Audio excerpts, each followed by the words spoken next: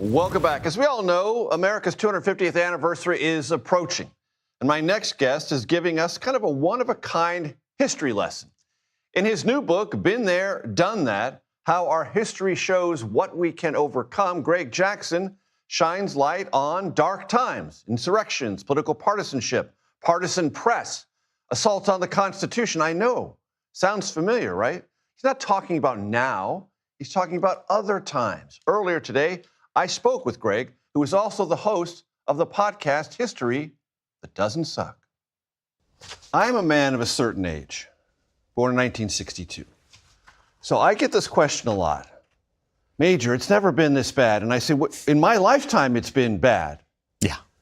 68, 69, 70 in this country were times when my parents felt like the entire system of America was unraveling. Mm-hmm. Civil rights protests, feminism, deep divisions over the Vietnam War.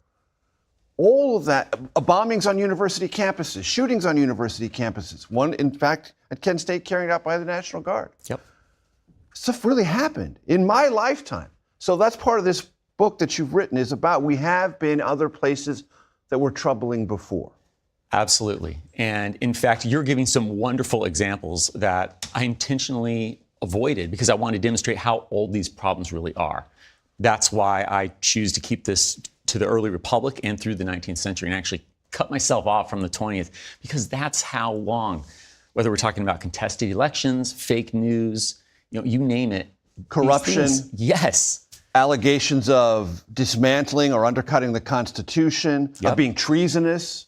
All those things played out. While the ink was still drying on the Constitution. Yeah. So should that, Greg, make us feel inured in these times that feel troubling, or tell us what? I mean, should we just check out and say, oh, it's been bad, we've been fine, so never mind? No. This is absolutely comforting if the American people continue to do the work that they have done to date. Right? So there are two different ways that you can kind of cut history, or that people often do. There's kind of this rah-rah version where we pretend everything's just always great, right, and we romanticize the past, right? Oh, if only the media was as great as it was in the past. If only our politicians agreed as they used to. Right. And then there's the other side where we can really get into just beating ourselves up to the point that we are discouraged. To me, the hope is actually in realizing, oh, you know what? We have always been just as stupid and intelligent, beautiful and ugly, kind and generous and selfish all at once. That all these aspects of our species have always been playing out. When you have government by the people, for the people, or a public that brings everyone into play, you're going to see it all there.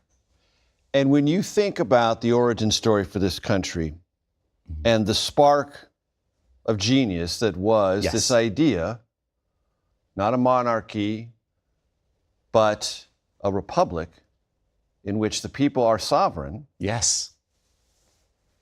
There are going to be problems. Federalist number 10, James Madison, or Little Jimmy as I prefer to call him, that was his name. That was what they called him. He makes a very, it should be so obvious to us point that you cannot have liberty and not have partisanship.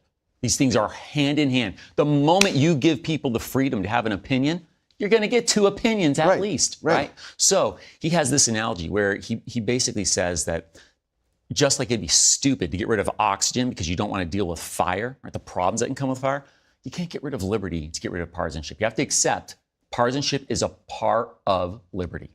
So if we can make peace with that first, I think that's an important initial step. But then we get to the second part, Little Jimmy's next little nugget of wisdom, and that is we do still have to control it.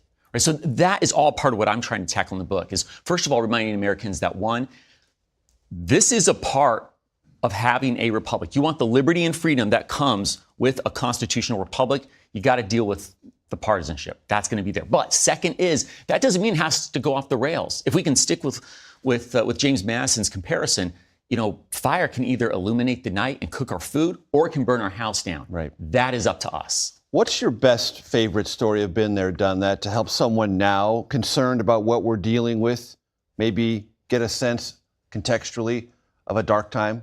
Yeah. You're asking me to pick between my children here. Yes, I know. But I'm going to go with Chapter 7, the election of 1876. Right. You have a practical meltdown of the entire everything. System. Everything. Yeah. I mean, murder. South Carolina cast 101% of its votes. Right. Not easy to do, folks. Yeah. I'm a historian. I live in the humanities, but I can handle that math. I know something's wrong there. Okay. And then you've got 4 states that send. So we're not just talking about Congress questioning the electoral returns. We're talking about Congress having to assess which set of returns, because 4 states sent more than one set. Florida sent 3. Right. Of course it's Florida. Right, exactly. Lots of Florida men there. Oh. You can listen to my full and very animated conversation with Greg Jackson on your favorite podcast platform.